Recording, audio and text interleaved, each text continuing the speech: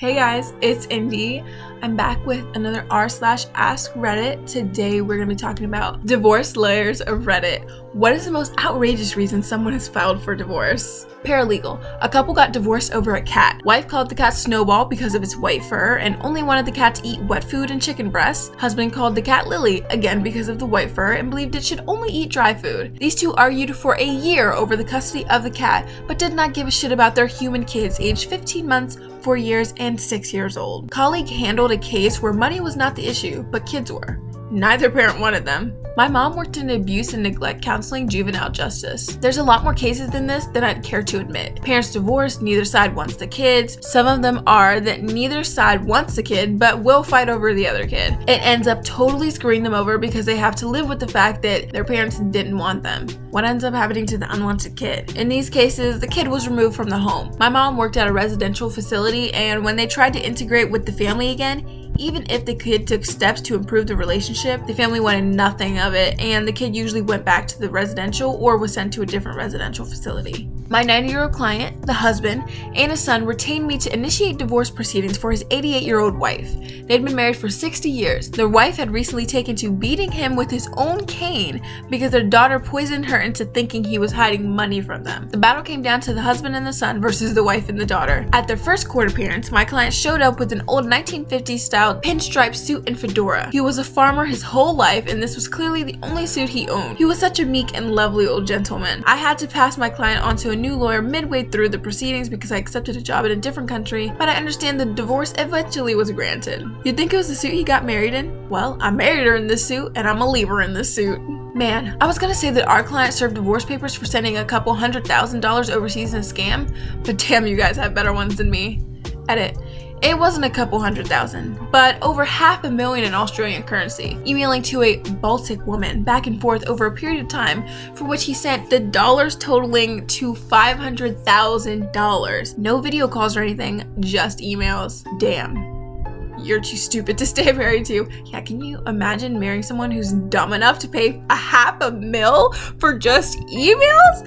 At least show me some goods, what the hell? She was kidnapped in Mexico and he refused to pay the ransom.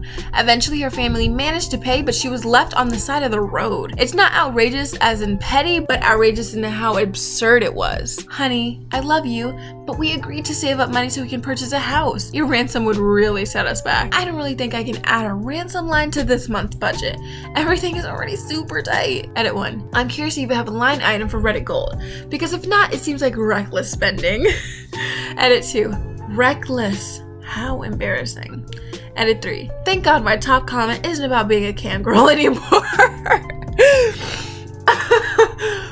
No, honey, you know the family policy. We do not negotiate with terrorists. My dad was a divorce lawyer. He had a client who wanted to divorce her husband for 2 reasons. 1, he did not have enough hair on his chest, and 2, he did not drive fast enough. Keep in mind, this was the 70s, and chest hair was really important then. Shit, yeah. It would have been embarrassing to show up late to a pool party and your man not have a decent chest bush. A luscious mane of hair from my chest pubes down to my ball fro.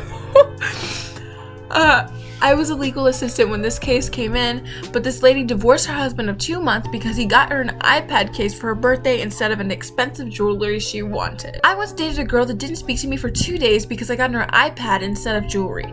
Her reasoning was, because I could just use yours. I am glad that relationship is over. Yeah, I'm glad for you. My grandfather's brother was a judge who presided over state-issued marriages from time to time. One couple he married returned 6 months later to confirm the wedding and end their trial marriage. When he thusly informed them that there was no such thing and that they had been married for 6 months, they subsequently broke up. That sounds nutty, but if you believed your significant other when they told you trial marriages were a real thing, that betrayal could very easily end in a marriage.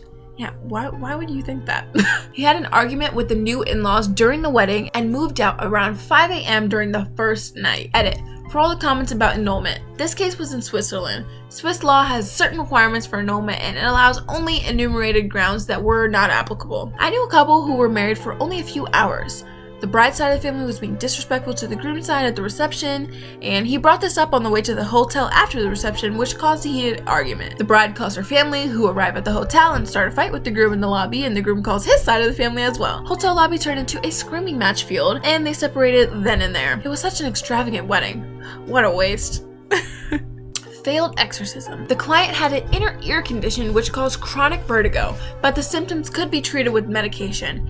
The husband was an evangelical who was convinced his wife was 1. Possessed because her vertigo and general crankiness with his methods were evidence of demonic possession, and 2. The medication she was taking was enabling the devil to hide inside of her, and 3. The only proper recourse was to try various methods of exorcism. He would hide her meds until she got dizzy and then try various methods of exorcism. This included sweating it out, put under blankets while incapacitated and locked in a room full of space heaters, freezing it out, pretty much the reverse but with AC, fans, and bags of ice, surprising it out. He would jump out and scare her like it was the hiccups, but instead of yelling boo, he would recite the Lord's Prayer or Psalms. The final straw was that he tried to surprise it out of her by pushing her down the stairs when they were headed out for dinner. Note: this guy was some type of executive and they still went out to dinner after the stairs incident. She asked for the divorce at Applebee's that night.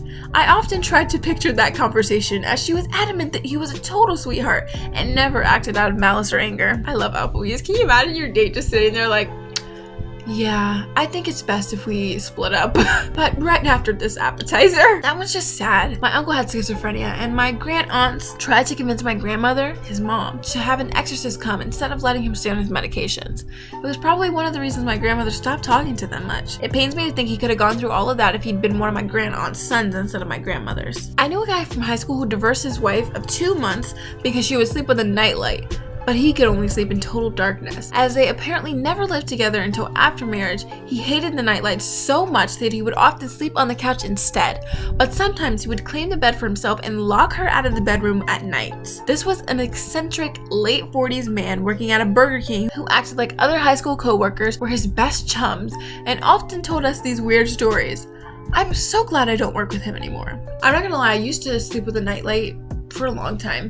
Not really because I needed one, it was just kind of comforting. Like I used to have a nightlight that was like, yikes. That sounds an awful lot like my bio dad. Never bothered to find a new career after being laid off.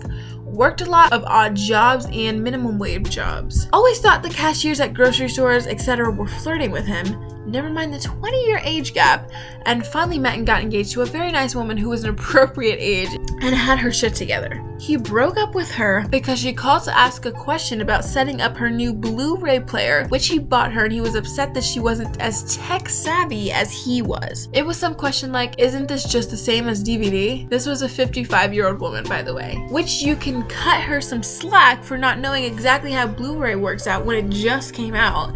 Anyways, he remarried to a 25-year-old from the Philippines a few years later. We don't speak anymore for many reasons. Some people just never grow up, I guess, and are happy living life like immature, petty assholes. My client put his wife in an assisted living facility based on a misdiagnosis, the medication of which caused the wife to be unable to care for herself. While in the facility, my client, shocker, started dating another woman and began to use hard drugs. He used a lot of money on these things, and she eventually got off the medication and got better. Suffice to say, she was not happy about what happened. Oh my god, that's fucking terrible. This happens more than you think. My brother was misdiagnosed with bipolar disorder, and he was prescribed Seroquel. You don't fuck around with Seroquel. And when he took it without having bipolar disorder, he then started having basically the symptoms of bipolar disorder and messed him up for a long time. Psych has yet to discover its penicillin. It's not the you have a ghost in your blood phase of knowledge, but it's definitely the saw your leg off and hope for the best phase. I had some friends get divorced because she legit hated Dale Earnhardt and he legit hated Jeff Gordon. Oh man, this brings back childhood memories. Kind of related story, but totally doesn't matter. Growing up, my dad was big into NASCAR and loved Dale Earnhardt. He hated Jeff Gordon, of course. I loved Dale too, but I also secretly loved Jeff and hid it. I must have been around 6 or 8ish, and one day when the race was on, I was so upset about betraying my dad or something by liking Jeff Gordon that my mom found me crying in my room. After I told her why I was upset, she went and got my dad, and he sat and told me it was okay to like Jeff Gordon even if he doesn't, and that I'm allowed to like whatever makes me happy, and that nothing more would make him happier. He then hugged me and told me to come watch the race and cheer him on. Later that week, he got me a number 24 sticker and put it on my mirror in my room. I don't know. I don't have that many good memories in my life, but that's one of them. Edit.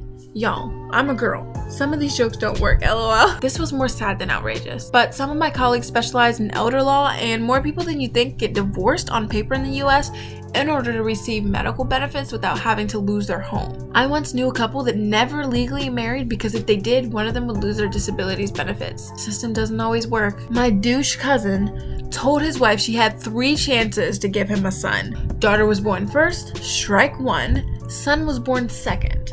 They then find out the boy can't eat gluten, so my cousin divorced her and has made 0 effort to see his kids. Edit. I remembered something else he did. He would take off from work, and instead of spending time with the babies or her, he'd just tell her, yeah, just act like I'm still at work and do your normal stuff.